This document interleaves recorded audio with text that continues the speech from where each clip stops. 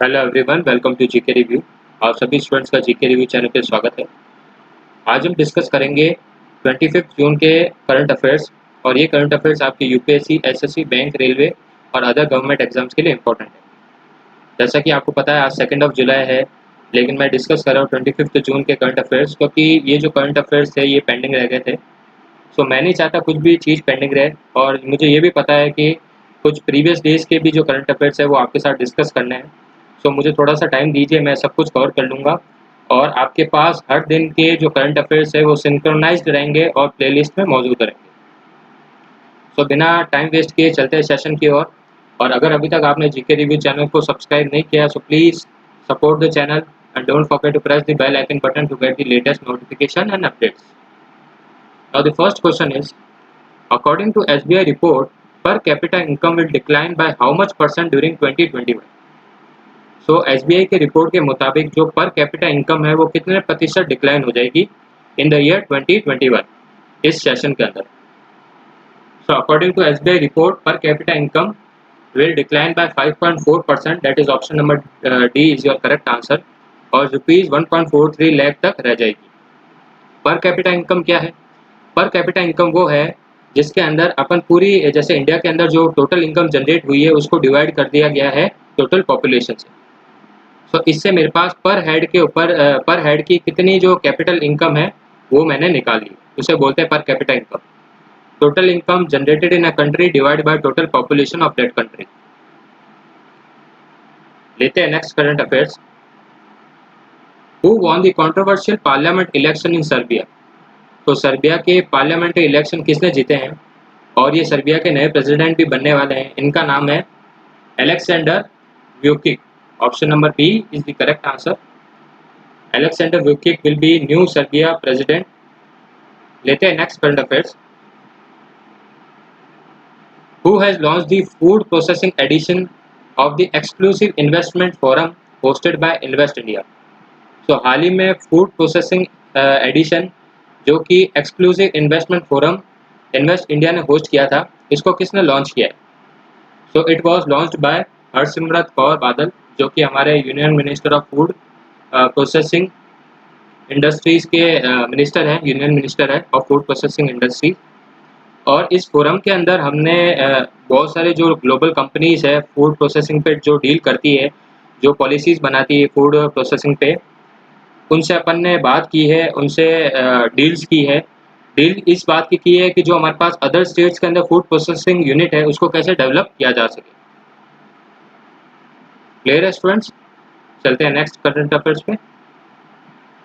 India ask Pakistan to reduce high commission staff by how much percent within a week? So India ने पाकिस्तान से एक मांग की है कि वो अपना जो हाई कमीशन का जो स्टाफ है उसको रिड्यूस कर दे मतलब इस वीक के अंदर। सो कितने प्रतिशत जो हाई कमीशन स्टाफ है वो रिड्यूस होगा, जो इंडिया ने मांग की है? So India ask Pakistan to reduce high commission staff by 50% within a week.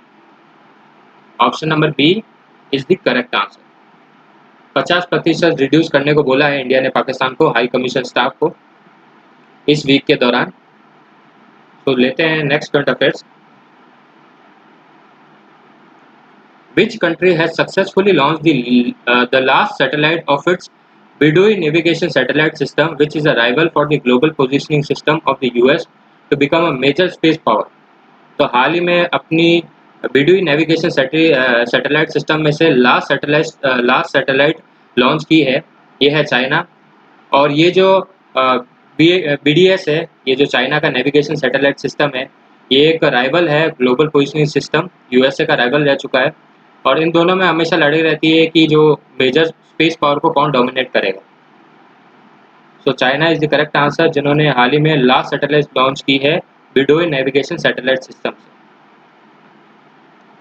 Option number A is the correct answer. चलते हैं नेक्स्ट करंट अफेयर्स पे।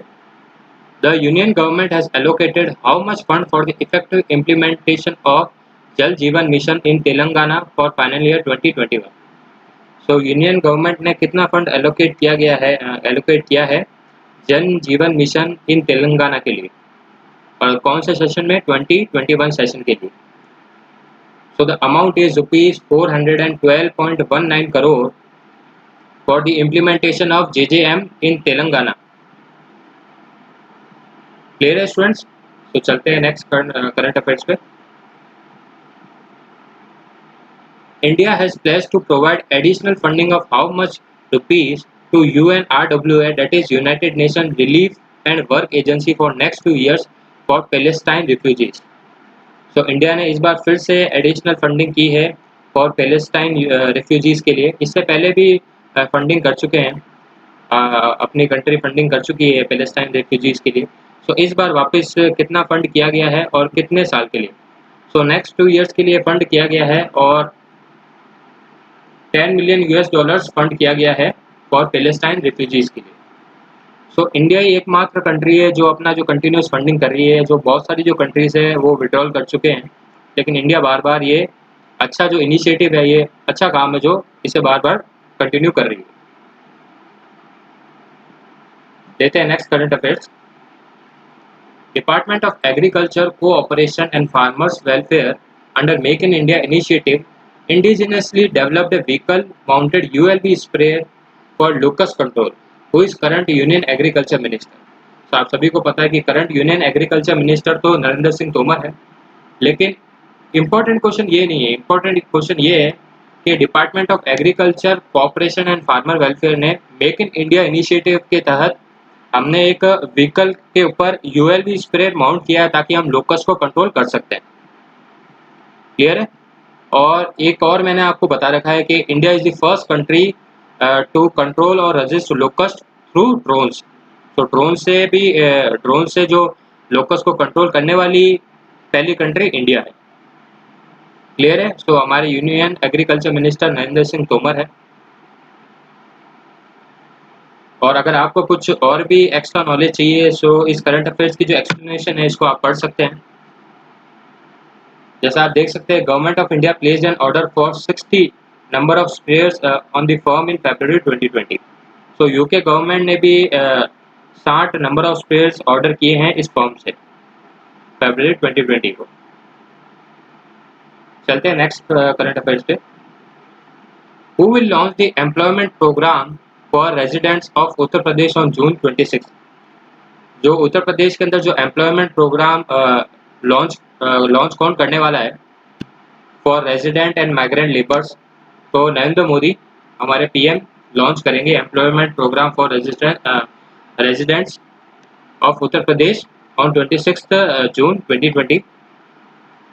This programme is expected to provide employment of around 1.25 crore UP residents. और इस programme के तहत 1.25 करोड़ लोगों को रोजगार मिलेगा। और एक बार ये प्रोग्राम इम्प्लीमेंट हो जाता है then India will be largest employment generation programme. तो ये इंडिया का क्या हो जाएगा? लार्जेस्ट एम्प्लॉयमेंट जनरेशन प्रोग्राम बन जाएगा। आई होप आपको समझ में आ रहे होंगे करंट अफेयर्स। लेते हैं next current affair.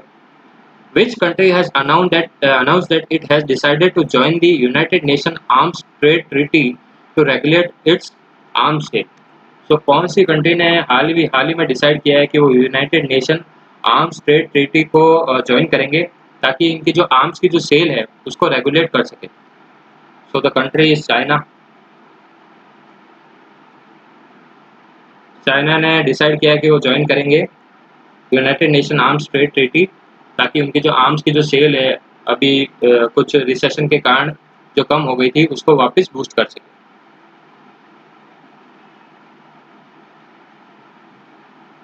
Next current affairs. The Reserve Bank of India extended a special liquidity window for how much rupees to Yes Bank for 3 months to help private lenders covers for shortfall in deposits। तो reserve bank of India ने जो अपनी जो special liquidity window है उसको कितने time के लिए वापस एक्सटेंड कर दिया है यस बैंक के लिए। स्पेशल लिक्विडिटी विंडो क्या है? इसके अंदर जो यस बैंक है वो RBI से कुछ अमाउंट ऑफ लोन ले सकता है ताकि इसके अंदर जो डिपॉजिट्स के अंदर जो शॉर्टफॉल्स आई है, क्योंकि आपको पता है कि यस बैंक में अभी बहुत सारे कुछ फ्रॉड केसेस भी आए थे मनी लॉन्ड्रिंग के, और इस वजह से तो इस कारण इनके अंदर जो डिपॉजिट्स में बहुत बड़ा शॉर्टफॉल आ गया था। सो इसको कवर करने के लिए जो एक स्पेशल लिक्विडिटी विंडो है जो कि RBI इनको फंड देगा, जो कि लोन देगा कुछ टाइम पीरियड के लिए, उस विंडो को एक्सटेंड करने की मांग की थी। पहले तो उन्होंने बोला था कि साल भर के लिए कर दीजिए, इस विंडो को एक्सटेंड कर दीजिए, लेकिन साल भर के लिए नहीं करके 3 मंथ्स और एक्सटेंड कर दिया। तो जून को जो ख़त्म होने वाला था इनका जो टाइम पीरियड, सो इसको वापस एक्सटेंड कर दिया गया है। सो कितने अमाउंट ऑफ जो लिक्विडिटी है वो आरबीआई से ये एज ए लोन लेंगे। So the amount is ₹50,000 crore. इस स्पेशल लिक्विडिटी विंडो से ये आरबीआई से 50,000 करोड़ का लोन ले सकते हैं, ताकि अपनी जो फाइनेंशियल जो रोटेशन है उसको वापस स्टेबलाइज कर सकें।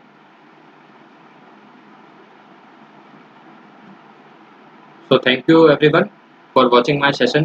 और सब्सक्राइब नहीं किया चैनल को, so please subscribe the channel and like and share the video. Share कीजिए वीडियो को अपने फ्रेंड्स, रिलेटिव के साथ, जिसके भी साथ आप पढ़ते हैं, तैयारी करते हैं, उनके साथ, अपने ब्रदर्स के साथ, सिस्टर्स के साथ, ताकि उनको भी फ्री ऑफ कॉस्ट में ये जीके करंट अफेयर्स का जो सेशन है वो मिल सके। So thank you everyone and have a nice day.